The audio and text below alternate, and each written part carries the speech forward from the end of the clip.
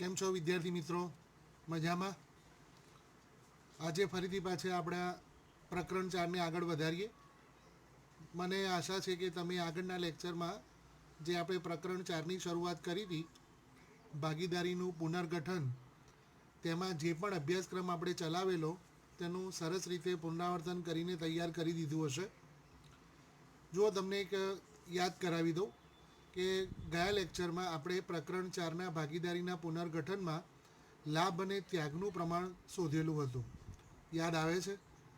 ત્યાગ એટલે કે ભાગીદારોને કોઈ પણ કારણસર અગાઉ મળતો હતો તેના કરતાં ઓછો નફો મળે તેને ત્યાગ કહેવાય, જેને શોધવા માટેનું સૂત્ર જૂનું પ્રમાણ માઇનસ નવું પ્રમાણ હતું.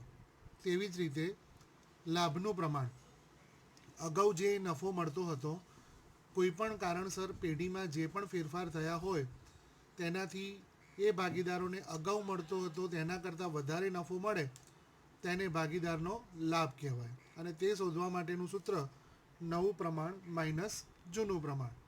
યાદ આવી ગયું મિત્રો? હવે આગળ પ્રકરણને વધારીએ. આજે આપણે લેક્ચર નંબર 7 ધોરણ 12 એકાઉન્ટન્સીમાં પ્રકરણ 4 ભાગીદારીનું પુનર્ગઠનનો અભ્યાસ કરીશું. આપણે ઘણા બધા એવા કારણો જોયા કે જેના કારણે ભાગીદારી પેઢીમાં કંઈક પુનરાવર્તન થાય છે અથવા કંઈક ફેરફાર થાય છે.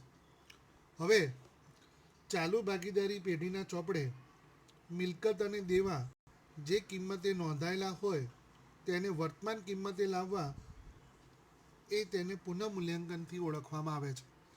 હું તમને સમજાવું. જ્યારે પેઢીની શરૂઆત થઈ હોય ત્યારે જે મિલકત અને દેવા ધંધામાં હોય તે મિલકત અને દેવાની કિંમત પુનર્ગઠન થયું તે તારીખે શું છે, એટલે કે ચાલુ કિંમત શું છે તે કિંમતે લાવવું એટલે તેનું પુનઃમૂલ્યાંકન કર્યું તેમ કહેવાય. એટલે કે વાસ્તવિક સાચી કિંમત શોધવી પડે. તો વર્તમાન સંજોગમાં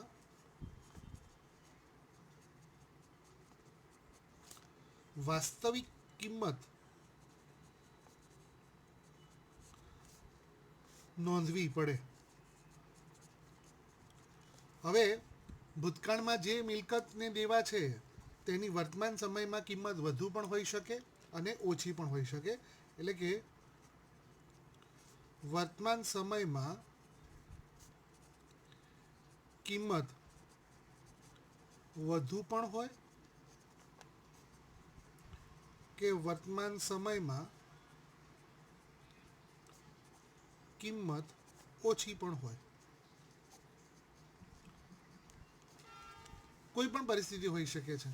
મિલકતની કિંમત વધેલી પણ હોય કે ઘટેલી પણ હોય, દેવું વધેલું પણ હોય કે ઘટેલું પણ હોય.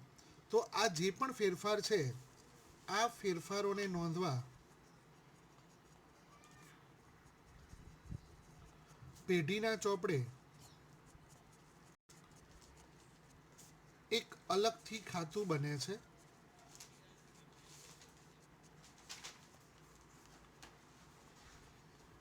આ ખાતાને પુનઃમૂલ્યાંકન ખાતું કહે છે.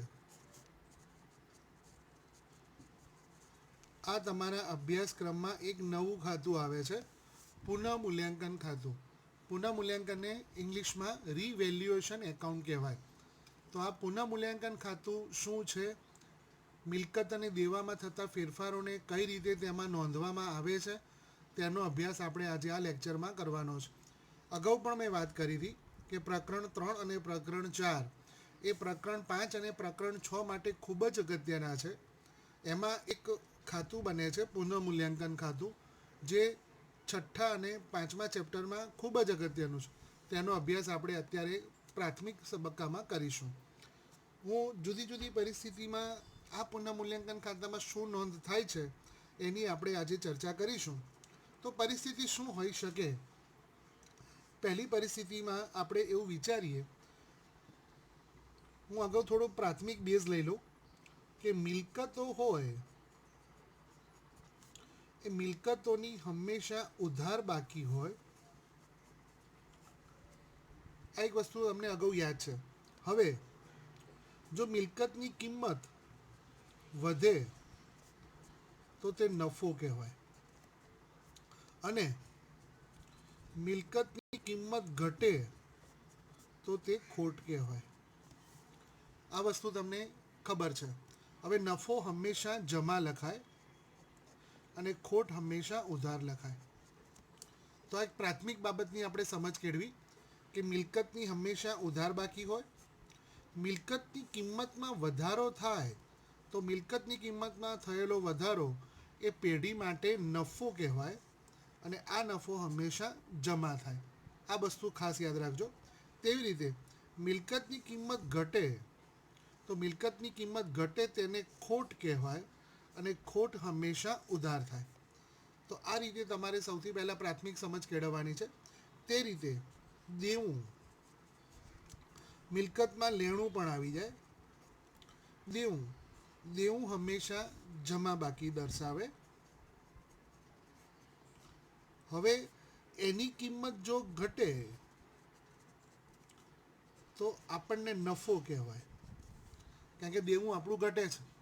જો દેવું ઘટે તો આપણને નફો થયો કહેવાય. નફોને આપણે બીજા શબ્દમાં ફાયદો પણ કહી શકીએ. અને જો કિંમત વધે તો એ આપણને ખોટ કહી શકાય, એટલે કે નુકસાન કહી શકાય. હવે ફાયદો હંમેશા જમા થાય અને ખોટ હંમેશા ઉધાર થાય. તો આનો અર્થ એવો થયો કે જો કિંમત દેવાની ઘટે છે તો એ આપણા માટે ફાયદો છે અને તે જમા થશે. અને દેવું વધે છે તો દેવું વધે છે તે આપણા માટે ખોટ કહેવાય, અને ખોટ હંમેશા ઉધાર થશે. તો ઘણી બધી પરિસ્થિતિ એવી છે કે જે મિલકતોની વાસ્તવિક કિંમત વખતે આવા ફેરફાર થઈ શકે છે. આ ઉપરાંત ભૂતકાળમાં ધંધાકીય એકમમાં કોઈ અનામત ઊભું કરેલું ન હોય તો વર્તમાન સમયમાં અનામતની જોગવાઈ થાય. અનામત એટલે તમને ખબર છે કે કોઈ પણ આકસ્મિક જરૂરિયાતને પહોંચી વળવા માટે નફામાંથી જે અલગ રકમ રાખવામાં આવે તેને અનામત કહેવાય, અથવા ચોક્કસ પ્રકારની વિગત માટે નાણાકીય અલગથી ફાળવણી કરવામાં આવે તેને જોગવાઈ કહેવાય. વર્તમાન સમયમાં આવું અનામત કે આ જોગવાઈ જો આપણે ઊભી કરેલી હોય તો તે નફામાંથી અલગ રાખી છે, એટલે તેની નોંધ પુનઃમૂલ્યાંકનમાં ઉધાર થાય. કોઈ પણ અનામત કે જોગવાઈ ઊભી થાય તો એ પુનઃમૂલ્યાંકનમાં ઉધાર થાય. તો આટલી બાબતોનો આપણે સૌથી પહેલાં બેઝિક તરીકે તૈયાર કરવાનું છે. હવે હું જુદી જુદી પરિસ્થિતિ લખું છું, તે સંજોગોમાં શું આમનોંધ થાય છે એ આમનોંધનો આપણે અભ્યાસ કરીશું.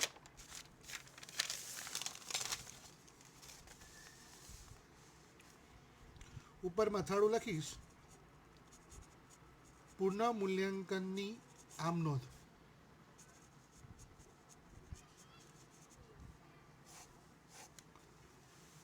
બરાબર ખાસ ધ્યાન રાખજો, કારણ કે પ્રશ્નની અંદર આમનોંધ પણ પૂછાય છે કે આમનોંધ તૈયાર કરીને પુનઃમૂલ્યાંકન ખાતું બનાવો, ત્યારે તમને આમનોંધ આવડવી જોઈએ. સૌથી પહેલી પરિસ્થિતિ છે વર્તમાન સમયમાં મિલકતની કિંમતમાં વધારો થાય.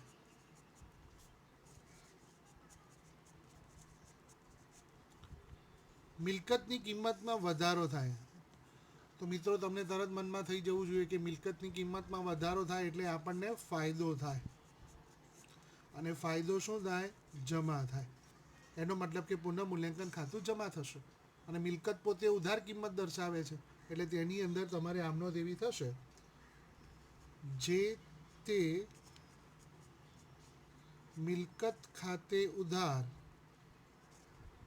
તે પુનઃમૂલ્યાંકન ખાતે. જે તે મિલકતનો મતલબ એવો થાય કે પ્રશ્નમાં એવું આપ્યું છે કે મકાનની કિંમતમાં 10,000 રૂપિયાનો વધારો થયો. તો મકાનની કિંમતમાં 10,000 વધારો થયો એટલે તમારે આમનોંધ એવી લખવાની, મકાન ખાતે ઉધાર તે પુનઃમૂલ્યાંકન ખાતે. એટલે જે પણ મિલકતનું નામ આપ્યું છે તે મિલકત ખાતે તમારે ઉધાર કરવાના, અને ફાયદો થયો છે એટલે પુનઃમૂલ્યાંકન ખાતે તમારે જમા કરવાના. બીજી અસર છે મિલકતની કિંમતમાં ઘટાડો થાય. હવે તમે મનમાં તરત જ આમનો તૈયાર કરી શક્યા હશો કે મિલકતની કિંમતમાં ઘટાડો થાય એટલે આપણને ખોટ થાય, અને ખોટ થાય એટલે ઉધાર થાય. બરાબર ને? સાચું વિચાર્યું? સરસ. તો હવે તમારે નોંધ લખવાની, પુનઃ મૂલ્યાંકન ખાતે ઉધાર તે જે તે મિલકત ખાતે. છે ને એકદમ સરળ. જો તમે નુકસાન કરો છો તો પુનઃ મૂલ્યાંકન ખાતું ઉધાર કરવાનું, અને જો તમને ફાયદો થાય છે તો પુનઃ મૂલ્યાંકન ખાતું તમારે જમા કરવાનું. બસ તમારે પરિસ્થિતિનો વિચાર કરીને આમનો જ મનમાં વિચારવાની છે. ત્રીજું છે દેવાની રકમમાં વધારો થાય. બોલો, હવે મનમાં વિચારો તો દેવામાં વધારો થાય તો શું થાય? ખોટ થાય. અને ખોટ થાય તો શું થાય? ઉધાર થાય. એનો અર્થ એવો થયો કે તમારી આમનો એવી થશે, પુનઃ મૂલ્યાંકન ખાતે ઉધાર તે જે તે દેવા ખાતે.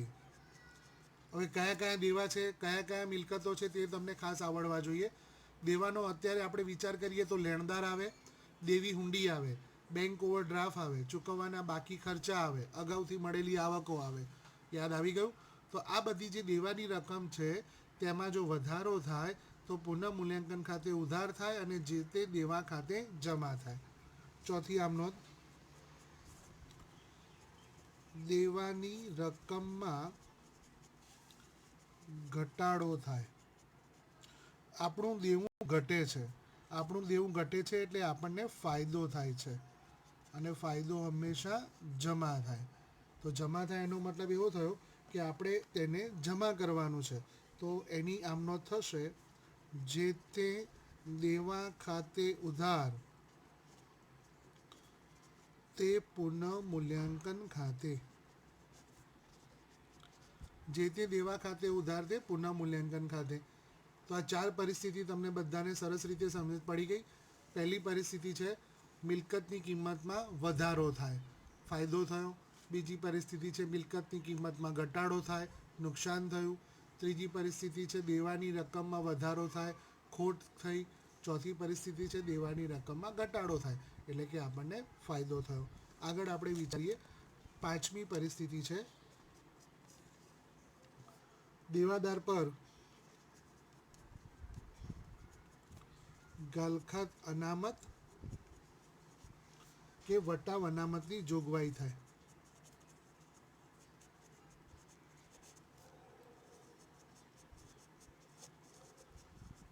આપણે ધંધામાંથી નફામાંથી અલગ રકમ રાખીએ છીએ, એટલે કે આપણે દેવાદાર પર ગાલખાત અનામત કે વટાવ અનામતની જોગવાઈ કરીએ છીએ. તો આ એક પ્રકારની આપણી નફાની રકમ બાજુમાં મુકાય છે, એટલે કે આપણને નુકસાન થાય છે.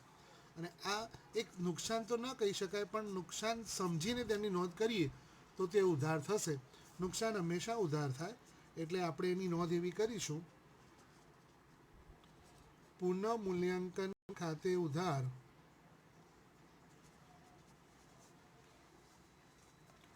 તે ગાલખાત અનામત ખાતે તે દેવાદાર પર વટાવ અનામત ખાતે. ખ્યાલ આવી ગયો કે આપણે દેવાદાર પર ગાલખાત અનામત કે વટાવ અનામતની જોગવાઈ કરીએ તો આપણા ધંધાના નફાને આપણે ભવિષ્યના કોઈ ખર્ચ માટે બાજુમાં મૂકીએ છીએ, જે આપણા માટે અત્યારે નુકસાન સમજી શકાય. તેટલે તેની નોંધ નુકસાન સમજીને કરી પુનઃ મૂલ્યાંકન ખાતે ઉધાર તે ગાલખાત અનામત ખાતે તે દેવાદાર પર વટાવ અનામત ખાતે. આગળ આપણે વિચારીએ. છઠ્ઠી નોંધ, મિલકત પર મળવાની બાકી આવક, એટલે મળવાની બાકી આવક કે અગાઉથી ચૂકવેલ ખર્ચ હોય. મળવાની બાકી આવક, આપણને આવક મળવાની બાકી છે, અથવા આપણે કોઈ ખર્ચા અગાઉથી ચૂકવ્યા છે, તો આ બંને આપણા માટે લેણું છે, અને લેણું હંમેશા ઉધાર થાય.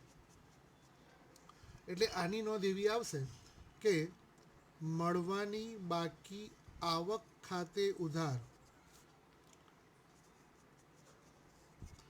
ફરીથી આપણે વિચારીએ કે મળવાની બાકી આવક એટલે આપણને ફાયદો તો થવાનો છે, કારણ કે મળશે એટલે ફાયદો થશે, અને ફાયદો શું થાય? જમા થાય. એટલે પુનઃ મૂલ્યાંકન ખાતે જમા થાય, અને આ બંને આપણું લેણું છે એટલે તે ઉધાર થશે. એટલે નોંધ આવશે મળવાની બાકી આવક ખાતે ઉધાર, અગાઉથી ચૂકવેલ ખર્ચ ખાતે ઉધાર, તે પુનઃ મૂલ્યાંકન ખાતે. તો આ પ્રમાણે તેની નોંધ થઈ. મળવાની બાકી આવક ખાતે ઉધાર, અગાઉથી ચૂકવેલ ખર્ચ ખાતે ઉધાર, તે પુનઃ મૂલ્યાંકન ખાતે જમા. ત્યાર પછી 7મી નોંધ, ચોપડે નહીં નોંધેલ દેવા.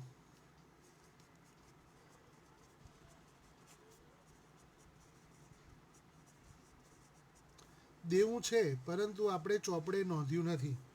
ચોપડે નોંધ્યું નથી, જ્યારે તેની નોંધ થશે ત્યારે તે આપણા માટે ખોટ થશે, અને ખોટ હંમેશા ઉધાર થાય. અત્યારે નોંધ્યું નથી પરંતુ નોંધ કરીએ ત્યારે તે ખોટ સમજીને તેની નોંધ ઉધાર થશે. તો આપણે એની નોંધ એવી કરીશું: પુનઃ મૂલ્યાંકન ખાતે ઉધાર, તે ચૂકવવાના બાકી દેવા ખાતે. પુનઃ મૂલ્યાંકન ખાતે ઉધાર શું કરવા માટે કર્યું? કારણ કે તે આપણા માટે દેવું છે, અને દેવું આપણે નોંધીએ છીએ એટલે આપણને ખર્ચ કે નુકસાન થવાનું છે, એટલે તે આપણે ઉધાર કરીશું. એટલે યાદ રહ્યું, ચોપડે નહીં નોંધેલ દેવાની નોંધ પુનઃ મૂલ્યાંકન ખાતે ઉધાર, તે ચૂકવવાના બાકી દેવા ખાતે થાય. હવે બધી જ નોંધો પૂરી થયા પછી આપણે પુનઃ મૂલ્યાંકન ખાતું બંધ કરવાનું છે. એનો મતલબ કે ઉધાર અને જમા બાજુનો સરવાળો કરીને તફાવત શોધવાનો છે. આ તફાવત કોઈ પણ તરફ આવી શકે છે. જો ઉધાર બાજુ તફાવત આવે તો તેને નફો કહેવાય, અને જો તફાવત જમા બાજુ આવે તો તેને ખોટ કહેવાય, અને તે ભાગીદારોના મૂડી ખાતે નોંધ થાય. બંને બાજુનો સરવાળો કરવાનો. ઉધાર બાજુ તફાવત આવે તો તેને નફો કહેવાય, અને જમા બાજુ તફાવત આવે તો તેને ખોટ કહેવાય. આ ખોટ કે નફો ભાગીદારોના મૂડી ખાતે તેમના નફા નુકસાનના પ્રમાણમાં નોંધવાના રહેશે. સૌથી પહેલાં આપણે નફાની વાત કરીએ. જો નફો થયો હોય, એનો મતલબ કે ઉધાર બાજુ તફાવત આવેલો હોય, તો નફો થયો હોય ત્યારે નોંધ આપણા ત્યાં થશે: પુનઃ મૂલ્યાંકન ખાતે ઉધાર, તે ભાગીદારોના મૂડી ખાતે. આ રીતે નોંધ થશે કે પુનઃ મૂલ્યાંકન ખાતે ઉધાર, તે ભાગીદારોના મૂડી ખાતે તેમના નફા નુકસાનના પ્રમાણમાં. યાદ રહ્યું? બરાબર યાદ રાખજો. અને જો ખોટ થઈ હોય, ખોટ થઈ હોય તો ભાગીદારોના મૂડી ખાતે ઉધાર, તે પુનઃ મૂલ્યાંકન ખાતે. ખોટ હંમેશા પુનઃ મૂલ્યાંકનમાં જમા હોય, એટલે કે પુનઃ મૂલ્યાંકન ખાતું જમા અને ભાગીદારના મૂડી ખાતા ઉધાર, એ પણ તેમની વચ્ચે નફા નુકસાનના પ્રમાણમાં થાય. તો આ પ્રમાણે જુદી જુદી પરિસ્થિતિમાં આપણે પુનઃ મૂલ્યાંકન ખાતું તૈયાર કરવાની નોંધોનો અભ્યાસ કર્યો. બહુ સરળ છે. તમારે માત્ર એટલું જ વિચારવાનું છે કે આ પરિસ્થિતિથી મને ફાયદો થાય છે કે નુકસાન થાય છે. જો ફાયદો થતો હોય તો તમારે તેને જમા કરવાનો છે, અને નુકસાન થતું હોય તો તેને તમારે ઉધાર કરવાનું છે. હવે આપણે પુનઃ મૂલ્યાંકન ખાતાનો એક નમૂનો તૈયાર કરીએ. પુનઃ મૂલ્યાંકન ખાતું ઉધાર અને જમા બે બાજુ બતાવે છે. આપણે એનું મથાળું લખીશું: પુનઃ મૂલ્યાંકન ખાતાનો નમૂનો. ખાતું હંમેશા બે બાજુ ધરાવતું હોય. ડાબી બાજુને ઉધાર કહેવાય, એટલે આ ઉધાર બાજુ છે. વિગત રકમ રૂપિયા. જમા બાજુ પણ લખાશે વિગત રકમ રૂપિયા. અને આ પ્રમાણે તમારે ઉધાર જમા સાથે પુનઃ મૂલ્યાંકન ખાતું બનાવવાનું. એક પછી એક આપણે નોંધ વિચારતા જઈએ. તો સૌથી પહેલાં મિલકતની કિંમત, ઉધાર બાજુ આપણે નુકસાન લખીશું. આવી એક તમારે સમજ કેળવી લેવાની કે ઉધાર બાજુ તમારે નુકસાન લખવાનું છે અને જમા બાજુ તમારે ફાયદો લખવાનો છે. તો નુકસાન સૌથી પહેલાં શું હોઈ શકે? તો સૌથી પહેલાં મિલકતની કિંમતમાં ઘટાડો.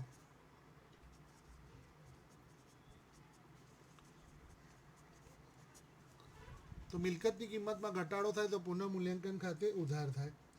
પછી બીજું તમારે લખાશે ગાલખાદ અનામતની જોગવાઈ.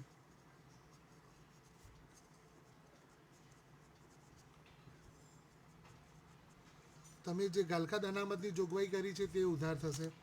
તે રીતે દેવાદાર વટાવ અનામતની જોગવાઈ. તો આ પ્રમાણે દેવાદાર પર વટાવ અનામત જો તમે ઊભું કર્યું હોય તો તેની નોંધ પુનઃ મૂલ્યાંકન ખાતે ઉધાર થાય. ત્યાર પછી દેવામાં વધારો, દેવાની કિંમતમાં વધારો. તો આ પણ તમારા માટે નુકસાન છે એટલે તે ઉધાર થશે. ત્યાર પછી ચૂકવવાના બાકી દેવા.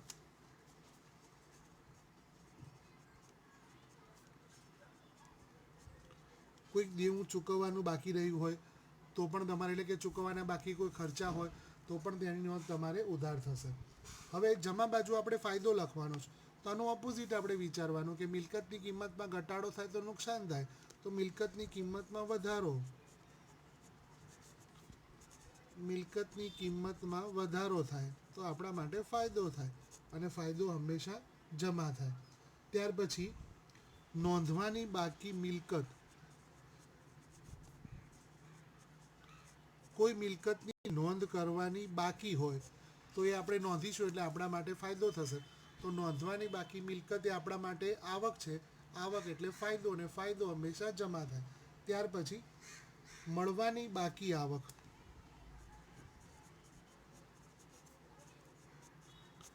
મળવાની બાકી આવક એ પણ આપણા માટે જમા થશે. અગાઉથી ચૂકવેલ ખર્ચ.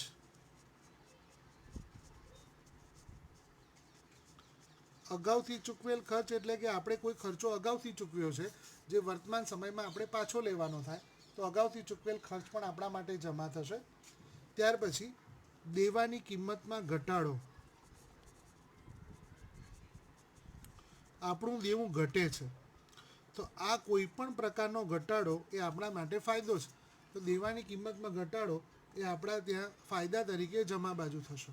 હવે આ બધી નોંધો થઈ ગયા પછી જમા બાજુ અને ઉધાર બાજુનો સરવાળો કરવાનો. આ બંને સરવાળાને સરખાવતા જો તમારો ઉધાર બાજુ તફાવત આવે છે તો આ તફાવતને નફો કહેવાશે અને તે નફો ભાગીદારોના મૂડી ખાતે લખાશે તેમના નફા નુકસાનના પ્રમાણમાં. એટલે કે ભાગીદારોના મૂડી ખાતે નફો લઈ જવાનો. એ રીતે જો જમા બાજુ તફાવત આવે તો આ જમા બાજુના તફાવતને ખોટ કહેવાય અને તે ખોટ પણ ભાગીદારોના મૂડી ખાતે લઈ જવાના છે તેમના નફા નુકસાનના પ્રમાણમાં. અહીંયા એક સ્પષ્ટતા કહી દઈએ કે પ્રકરણ 5 અને 6માં મૂડી ખાતું સ્થિર રાખવામાં આવતું હોય ત્યારે ચાલુ ખાતું બને છે. તો એવા સંજોગોમાં ભાગીદારોના મૂડી ખાતાના બદલે ચાલુ ખાતે નોંધ લખાશે. એ રીતે આ પણ ચાલુ ખાતે નોંધ લખાશે. એ આપણે એ ચેપ્ટરોમાં સમજીશું. જો મૂડી ખાતું સ્થિર બનતું હોય ત્યારે જોડે ચાલુ ખાતું બને છે, પહેલા પ્રકરણમાં આપણે શીખ્યા છીએ. તો આ પ્રમાણે વ્યવસ્થિત રીતે ફરીથી પાછા પુનઃ મૂલ્યાંકન ખાતાનો નમૂનો એક વખત માટે સમજી લઈએ. પુનઃ મૂલ્યાંકન ખાતાનો અર્થ એવો થાય કે ધંધાકીય એકમમાં કોઈ પણ પ્રકારનો ફેરફાર થાય ત્યારે તેની મિલકત અને દેવાની વાસ્તવિક કિંમતની નોંધ કરવા માટે જે ખાતું બનાવવામાં આવે તેને પુનઃ મૂલ્યાંકન ખાતું કહેવાય. હવે વર્તમાન કિંમતમાં વધારો પણ થઈ શકે છે અથવા ઘટાડો પણ થઈ શકે છે. તો વધારો થાય કે ઘટાડો થાય તો એની આમનોંધ કયા સંજોગોમાં શું થાય તે આના આપણે અગાઉ વાત કરી અને તેની નોંધ આ પ્રમાણે કરવાની. ખાતું એ હંમેશા બે બાજુ ધરાવે, ઉધાર અને જમા. ઉધાર બાજુ હંમેશા નુકસાન કે ખર્ચ લખાય છે અને જમા બાજુ હંમેશા આવક કે ફાયદો લખાય છે. તો આપણે કઈ પરિસ્થિતિમાં નુકસાન થાય છે તે વિચારીએ તો જો મિલકતની કિંમતમાં ઘટાડો થાય, તો મિલકતની કિંમતમાં ઘટાડો થાય એટલે આપણને નુકસાન થાય. ધંધાકીય એકમમાં ગાલખાદ અનામતની જોગવાઈ થાય અથવા દેવાદાર પર વટાવ અનામતની જોગવાઈ થાય. આપણું દેવું છે તે દેવું વધે અથવા ચૂકવવાના બાકી ખર્ચા હોય. તો આ એવી પરિસ્થિતિ છે કે જેમાં ધંધાકીય એકમને નુકસાન થાય છે, તો તે પુનઃમૂલ્યાંકન ખાતામાં ઉધાર બાજુ નોંધાશે. હવે આપણે ફાયદાની વાત કરીએ તો મિલકતની કિંમતમાં વધારો થાય, આપણે કોઈ નોંધવાની બાકી મિલકત હોય અથવા મળવાની બાકી આવક હોય, અગાઉથી ચૂકવેલ ખર્ચ હોય કે દેવાની કિંમતમાં ઘટાડો થાય, તો એ ધંધાકીય એકમને ફાયદો થાય ને ફાયદો પુનઃમૂલ્યાંકન ખાતામાં જમા થાય. હવે બંને બાજુનો સરવાળો સરખાવવાનો. જો ઉધાર બાજુ તફાવત આવે તો એને નફો કહેવાય, તો તે ભાગીદારોના મૂડી ખાતે લખાશે તેમના નફા નુકસાનના પ્રમાણમાં, અને ખોટ જમા બાજુના તફાવતને કહેવાય, એ પણ ભાગીદારોના મૂડી ખાતે લખાશે તેમના નફા નુકસાનના પ્રમાણમાં. તો આ રીતે પુનઃમૂલ્યાંકન ખાતું આપણે તૈયાર કરવાનું રહેશે. હવે આપણે સ્વાધ્યાયના દાખલા તરફ જઈએ. ગઈ વખતે મેં સ્વાધ્યાયનો એક દાખલો ગણ્યો હતો જેમાં આપણે લાભ અને ત્યાગના પ્રમાણને શોધેલું હતું. હવે આપણે તેના ગણતરીના અમુક દાખલાઓ આગળ વિચારીએ. જો લાભ અને ત્યાગની ગણતરી કરતી વખતે તમારે યાદ રાખવાનું છે કે ભાગીદારો વચ્ચે નફા નુકસાનનું નવું અને જૂનું પ્રમાણ શું છે.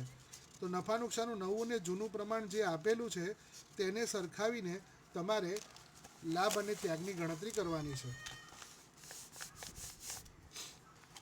સ્વાધ્યાયમાં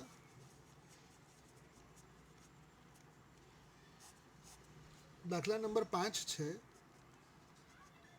પેજ નંબર 139. પેજ નંબર 139ના પાના નંબર ઉપર 5મો દાખલો આપેલો છે. 3 ભાગીદારો છે, કોમલ, કૃપા અને કરિશ્મા. કોમલ, કૃપા અને કરિશ્મા એક ભાગીદારી પેઢીના ભાગીદારો છે. તેમના નફા નુકસાન 3:2:1ના પ્રમાણમાં વહેંચે છે. તો આપણે એક નોંધ આવી કરી દેવાની, 3:2:1 તે ભાગીદારોનું જૂનું પ્રમાણ છે. બધા ભાગીદારોએ ભવિષ્યમાં નફા નુકસાનની વહેંચણીનું પ્રમાણ 5:3:2 કરવાનું નક્કી કર્યું છે. અહીંયા આપણી પાસે બંને પ્રમાણ આપેલા છે, 5:3:2 એ તેમનું નવું પ્રમાણ છે. તો ભાગીદારોનો ત્યાગની ગણતરી કરો. આપણે બંને ગણતરી કરીશું મિત્રો, કારણ કે તમને બધો જ ખ્યાલ સંપૂર્ણ રીતે આવી શકે તે જ આ લેક્ચરનો પ્રયત્ન છે. તો સૌથી પહેલાં શું કરવાનું, બહુ જ ધ્યાન રાખજો. સૌથી પહેલાં જે પ્રમાણ આપ્યું છે તેનો તમારે સરવાળો કરવાનો છે. 3:2:1 એટલે 3 + 2 5 અને 1 6. તો દરેકના નીચે તે સરવાળો મૂકવાનો છે. 3 ષષ્ઠમાંશ, 2 ષષ્ઠમાંશ અને 1 ષષ્ઠમાંશ. ફરીથી રિપીટ કરું છું મિત્રો, બરાબર ધ્યાન રાખજો. 3:2:1 એટલે 3 + 2 5 અને 1 6. તો એ રકમ સરવાળાની દરેકના નીચે મૂકવાની છે. 3 ષષ્ઠમાંશ, 2 ષષ્ઠમાંશ અને 1 ષષ્ઠમાંશ. હવે આની વાત કરીએ તો 5:3:2, 5 ને 3 8 ને 2 10. તો એના નીચે રકમ મુકાશે 5 દશાંશ, 3 દશાંશ અને 2 દશાંશ. ચલો પહેલું સ્ટેપ ખબર પડી ગઈ તમને બધાને. હવે આપણે ગણતરી કરીએ. તફાવતના જેમ આપણે ગણતરી કરીશું એટલે તમને ખ્યાલ આવે કે બંનેમાં ફરક શું બને છે. સૌથી પહેલાં આપણે ત્યાગ શોધીશું. ત્યાગનું સૂત્ર છે જૂનું પ્રમાણ માઇનસ નવું પ્રમાણ. જૂનું પ્રમાણ માઇનસ નવું પ્રમાણ. અને લાભનું સૂત્ર છે નવું પ્રમાણ માઇનસ જૂનું પ્રમાણ.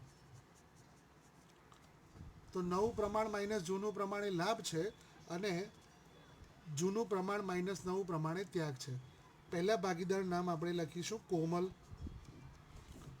તો કોમલનું જૂનું પ્રમાણ છે 3 ષષ્ઠમાંશ. તો અહીંયા લખાશે 3 ષષ્ઠમાંશ અને તેનું નવું પ્રમાણ છે 5 દશાંશ. તો 5 દશાંશ. ફરીથી આપણે જોઈએ, જૂનું પ્રમાણ 3 ષષ્ઠમાંશ, નવું પ્રમાણ 5 દશાંશ.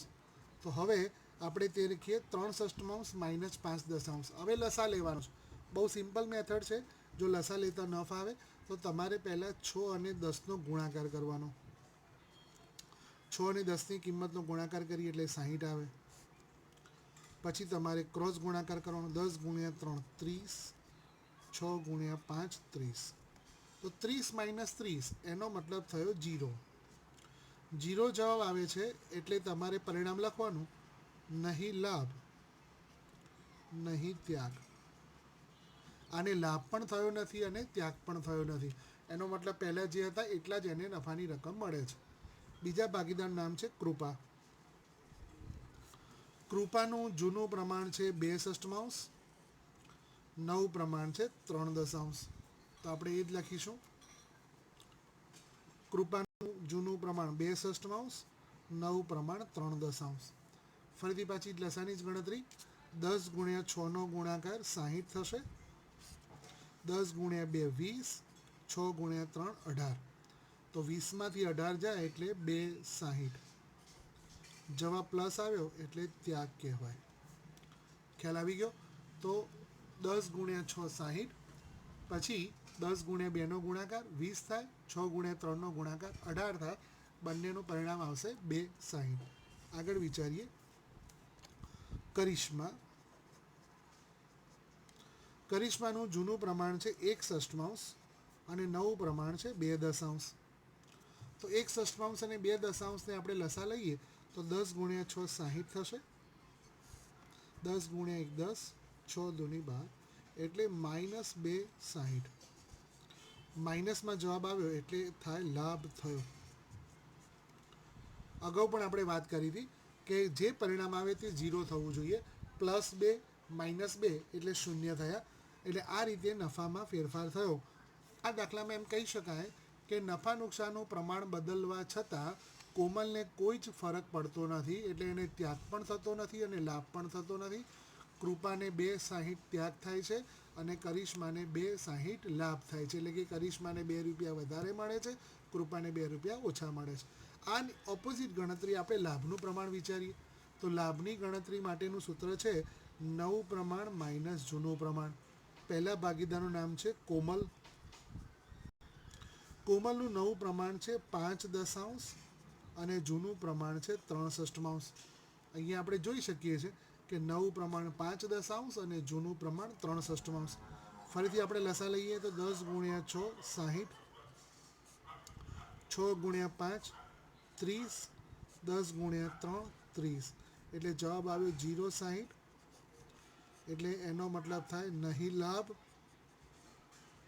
નહીં ત્યાગ. પરિણામ બંને સરખા જ આવશે. કોઈ લાભ નહીં, કોઈ ત્યાગ નહીં. બીજા ભાગીદારની વાત કરીએ તો બીજા ભાગીદારનું નામ છે કૃપા. કૃપાનું નવું પ્રમાણ છે 3/10 અને જૂનું પ્રમાણ છે 2/6. ફરીથી આપણે ક્રોસ ગુણાકાર વિચારીએ તો 10 ગુણ્યા 6 60, 6 ગુણ્યા 3 18 અને 10 ગુણ્યા 2 20. એટલે કે -2 60. લાભના સૂત્રમાં માઇનસ આવે છે એનો મતલબ કે ત્યાગ થયો. તો તમે જોઈ શકો છો કે બંનેને પરિણામ તો સરખા જ મળવાના છે. અને ત્રીજું છે કરિશ્મા. તો કરિશ્માનું નવું પ્રમાણ છે 2/10, જૂનું પ્રમાણ છે 1/6. 10 ગુણ્યા 6 60, 6 ગુણ્યા 2 12, 10 ગુણ્યા 1 10. એટલે તમારો જવાબ આવશે 2/60. પ્લસ આવે છે એનો મતલબ કે લાભ થયો. તો આ પણ પરિણામ સરખા છે. તો આ રીતે તમે આખી જો ગણતરી જુઓ તો લાભ અને ત્યાગની ગણતરી પ્રશ્નમાં એક જ કહ્યું છે કે ત્યાગ શોધો, પરંતુ તમે સારી રીતે સમજી શકો બંને પ્રમાણ એટલા માટે મેં લાભ અને ત્યાગને એક તફાવત સ્વરૂપે તમારી સામે મૂક્યા. બંનેને તમારે ગણતરીમાં જુઓ તો પરિણામ સરખા આવે છે. અને આ રીતે દાખલો તમારે એક દાખલો 3 માર્કનો લાભ અને ત્યાગ અથવા કોઈ એક કિંમત શોધવાનો તમારે પૂછાય છે. હવે બીજા જે 6 7 8 અને 9 એ 4 દાખલા છે, એ 4 દાખલાની રકમ હું તમારી સામે મૂકું છું. તમારે તેને હોમવર્કમાં ગણવાની રહેશે. હું 4/4ની રકમ અહીંયા બતાવું છું. તમારે માત્ર તેને હોમવર્ક તરીકે તૈયાર કરવાનું છે અને એક પ્રેક્ટિસ પણ થશે. બહુ સિમ્પલ ગણતરી છે. પ્રશ્નમાં માત્ર ત્યાગ જ કયો છે, તમારે ત્યાગ અને લાભ બંને તેને ગણવાના રહેશે. દાખલા નંબર 6. દાખલા નંબર 6માં ભાગીદારોના નામ છે સચિન, રાહુલ અને રોહિત. આગળ એવું લખ્યું છે તેમની વચ્ચે નફા નુકસાનની ફાળવણીનું પ્રમાણ 1:2:2 છે. એનો મતલબ કે આ એમનું જૂનું પ્રમાણ છે અને તેમનું નવું પ્રમાણ 3:2:1 છે.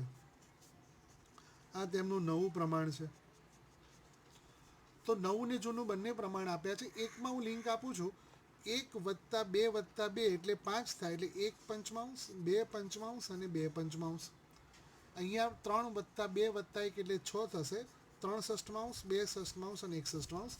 તો આ બંને ઉપરથી તમારે લાભ પણ શોધવાનો છે અને ત્યાગ પણ શોધવાનો છે.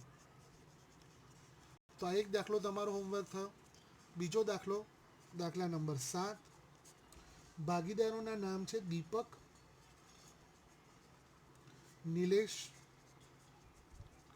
અને પ્રતીક. દીપક, નિલેશ અને પ્રતીક એક ભાગીદારી પેઢીના ભાગીદારો છે. તેમની નફા નુકસાનનું પ્રમાણ 1:2:3 છે. એટલે કે આ તેમનું જૂનું પ્રમાણ છે અને તેમણે પ્રમાણ બદલીને ભવિષ્ય માટે 2:2:1 રાખેલ છે. આ તેમનું નવું પ્રમાણ છે. તો નવું અને જૂનું બંને પ્રમાણ તમને આપ્યા છે. તો આના આધારે તમારે ત્યાગ અને લાભ શોધવાનો છે. આ બીજો દાખલો તમારો થયો. ત્રીજો દાખલો છે દાખલા નંબર 8. ભાગીદારોના નામ છે રાજુ, હસુ અને સંજુ. રાજુ, હસુ અને સંજુ એક પેઢીના ભાગીદારો છે. તેમના નફાની વહેંચણીનું પ્રમાણ 5:4:3 છે. એટલે કે આ તેમનું જૂનું પ્રમાણ છે અને બધા ભાગીદારોએ મળીને નફા નુકસાનનું નવું પ્રમાણ 2:2:1 રાખેલું છે. એટલે કે આ તેમનું નવું પ્રમાણ છે. પ્રથમ જે આપ્યું છે તે જૂનું અને પછી આપ્યું હોય તે નવું એમ સમજવાનું. આના ઉપરથી પણ તમારે લાભ અને ત્યાગ બંને શોધવાના છે. અને છેલ્લો દાખલા નંબર 9. પ્રવીણ, મહેન્દ્ર અને અરવિંદ. પ્રવીણ, મહેન્દ્ર અને અરવિંદ એક પેઢીના ભાગીદારો છે. તેમના નફા નુકસાનનું પ્રમાણ 5:2:2 છે. એટલે કે તે તેમનું જૂનું પ્રમાણ છે અને તેમની વચ્ચે નફા નુકસાનનું પ્રમાણ 2/9, 3/9 અને 4/9. એટલે કે તે તેમનું નવું પ્રમાણ.